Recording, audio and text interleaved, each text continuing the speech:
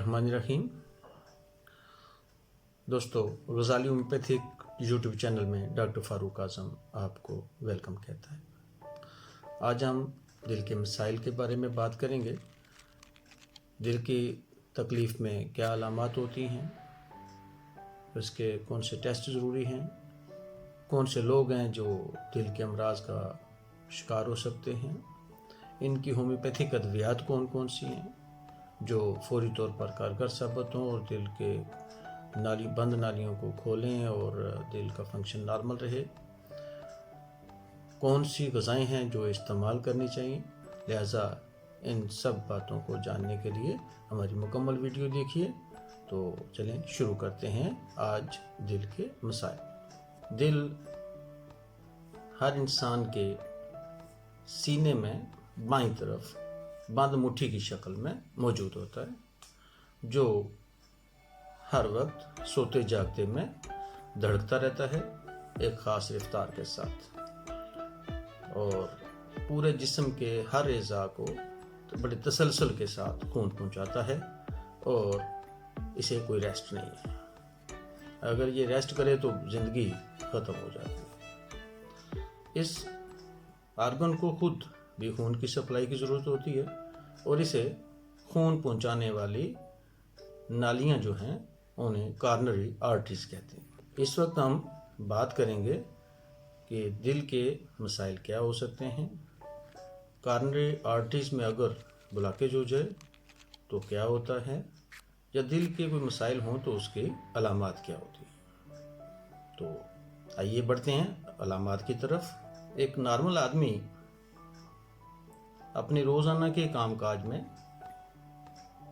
किसी किस्म की थकावट, सीने में दर्द या कोई बोझ, सांस की तकलीफ महसूस नहीं करता, लेकिन जिस शख्स को कॉर्नरी आर्टरी डिजीज़ का मसला होता है उसे चलते फिरते, थोड़ा सा मशक्क़त का काम करते सांस फूलना शुरू हो जाता है।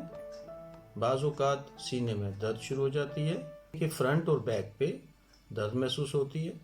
तो ये अलामात हैं कि कॉर्नरी आर्टरीज में कुछ मसाइल शुरू हो गए हैं। कॉर्नरी आर्टरी जो हैं 80% तक ब्लॉकेज, लगभग 80% के करीब ब्लॉकेज जो है वहाँ तक तो ये महसूस नहीं होने देती और ना ही कोई अलामत ज़ाहिर होती है।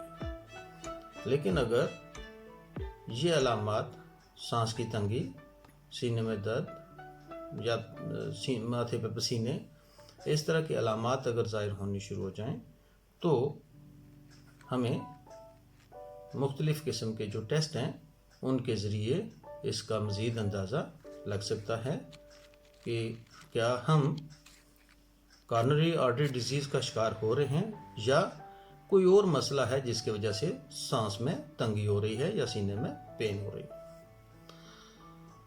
तो इसका टेस्ट जो है वो सबसे पहले लिपिड प्रोफाइल, जिससे अंदाज़ा हो सकता है कि बॉडी में कोलेस्ट्रॉल लेवल क्या है, ट्राइग्लिसराइड क्या है, उसका ट्राइग्लिसराइड का लेवल क्या है।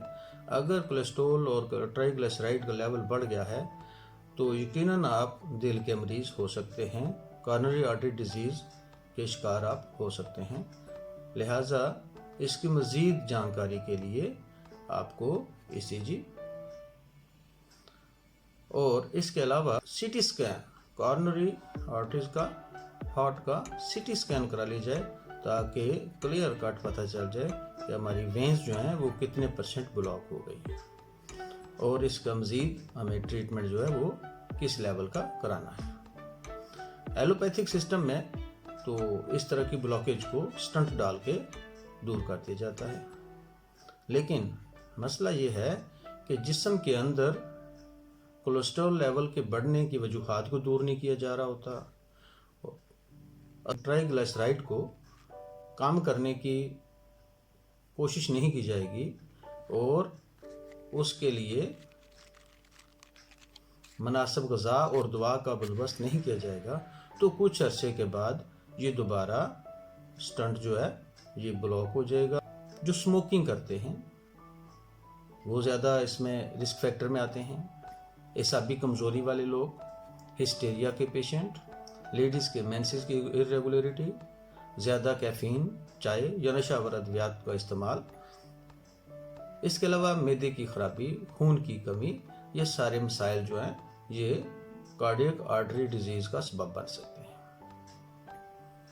अमूमन कार्डियक प्रॉब्लम्स दो किस्म की होती हैं, एक उसका फंक्शन खराब होता है और दूसरा उसकी स्ट्रक्चर खराब हो जाता है। उसका फंक्शन जो है वो खराब होने की निशानी धड़कन तेज हो जाना, चेहरा जर्द होना, पाँव सूज जाना, ये वो अलामात हैं जिनसे ज़ाहिर होता है कि दिल का फंक्शन डिस्टर्ब हुआ है, दिल के स्ट्रक्चर में बज़ाहिर खराबी नहीं है।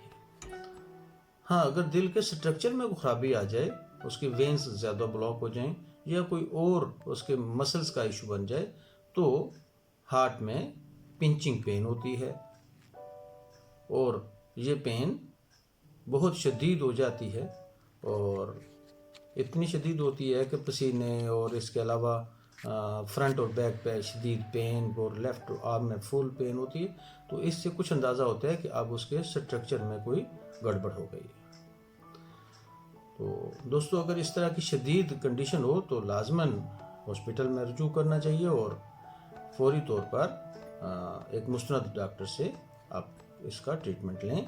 और इल्म और तजर्बे की बुनियाद पे आपके साथ कुछ होम्योपैथिक अद्वियात शेयर करता हूँ जिनके इस्तेमाल से कोलेस्ट्रॉल लेवल ठीक हो जाता है, ट्राइग्लिसराइड लेवल बेहतर हो जाता है, इंसान एक नॉर्मल सेहतमंद ज़िंदगी गुजारने के काबिल हो जाता है। तो आइए अब अद्वियात की तरफ बढ़ते हैं। होम्योपैथिक में दिल के लिए सबसे अच्छी दुआ क्रेटेगस दिल की नालियों की लचक बेहतर करती है, दिल के पट्ठों को ताकत देती है। तो क्रेटेगस जो है बहुत अच्छी दवा है दिल के लिए। दुनियाई होम्योपैथी में इसका कोई सानी नहीं। अगर इसके 10 से 10 ड्रॉप्स दिन में 3 से 4 बार ले लिए जाएं तो दिल की नालियां अच्छी हो जाती हैं और दिल अपना अच्छा फंक्शन करना शुरू कर देता है। इसके बाद अर्जुना टर्मिनीलिया जो है वो भी मदर टिंचर में क्यू ताकत में इस्तेमाल की जाती है। दिल की बहुत अच्छी दवा है और दिल के पट्ठों को और नालियों को ये सेहतमंद रखती है, बहुत अच्छी दवा। इसके बाद एक और दवा कैक्टस है। अगर चलते फिरते सांस बढ़ जाता हो, सांस की तंगी हो जाती हो तो कैक्टस 30 पोटेंसी में 5-5 कतरे दिन में 3 से 4 बार थोड़े से नीम गर्म पानी में मिलाकर लेने से धड़कन बहुत अच्छी हो जाती है और ना इसका जो नॉर्मल रेट है उस पर बैलेंस हो जाता है। अगर शदीद किस्म की तकलीफ़ हो रही हो और फौरी तौर पर डॉक्टर करीब ना हो या हॉस्पिटलाइज करने का भी टाइम कुछ बाकी हॉस्पिटल में जाने में देर हो तो एमल नाइट्रेट क्यू ताकत में इसके 5-5 कतरे थोड़े से पानी में डालकर पिलाए भी जा सकते हैं और इसको दिल की शदीद तकलीफ़ में एमल नाइट्रेट क्यू ताकत में 5-5 कतरे दिन में 2 से 3 बार देने से भी दिल को ताकत मिल जाती है और दिल अच्छे से फंक्शन करना शुरू कर देता है। तो दोस्तों, अगर दिल की नालियों में ब्लॉकेज आ गई और डंगदार दर्द हो रही है तो इसके लिए आर्निका क्यू पोटेंसी में, आर्निका हमारे जिस्म के तमाम जमे हुए लोथड़ों को मेल्ट करने की सबसे अच्छी दवा है जो बहुत मशहूर है और अपनी जगह पे ये बहुत कारगर दवा है। लिहाजा आर्निका क्यू पोटेंसी में अगर दिल में डंगदार दर्द हो तो आर्निका क्यू पोटेंसी में, और इसके साथ अगर कोकस कैक्टाई भी मिला ली जाए तो बहुत आला रिजल्ट हो जाते हैं, दिल की तकलीफ़ सबसाइड हो जाती है। वो लोग जिन लोगों को स्टंट भी डाल चुका हो वो क्रेटेगस को बाकायदगी से इस्तेमाल करें तो मज़ीद आइंदा दिल की ख़राबी नहीं होगी और नए स्टंट्स डालने की ज़रूरत नहीं पड़ेगी। ان کی دل کی نالیاں صاف اور اچھی رہیں گی، لچکدار رہیں گی اور اپنا کام بھرپور کرتی رہیں گی۔ تو دوستو اب ہم بات کرتے ہیں کہ کارڈیک پیشنٹ کو کون سی غذائیں استعمال کرنی چاہیے اور کون سی غذا استعمال نہیں کرنی چاہیے۔ وہ غذائیں جو ثقیل ہوتی ہیں، جو فرائیڈ ہوتی ہیں، جو پروسیسڈ فوڈ ہیں، وہ آپ نے استعمال نہیں کرنی۔ فرائی اشیاء، پروسیسڈ فوڈز آپ کے بین ہیں، ان کے استعمال سے آپ کا کارڈیک پرابلم بڑھ سکتا ہے۔ ہارڈ قسم کی مشقت، سخت ورک آپ نے نہیں کرنا، لائٹ ورک آپ کر سکتے ہیں۔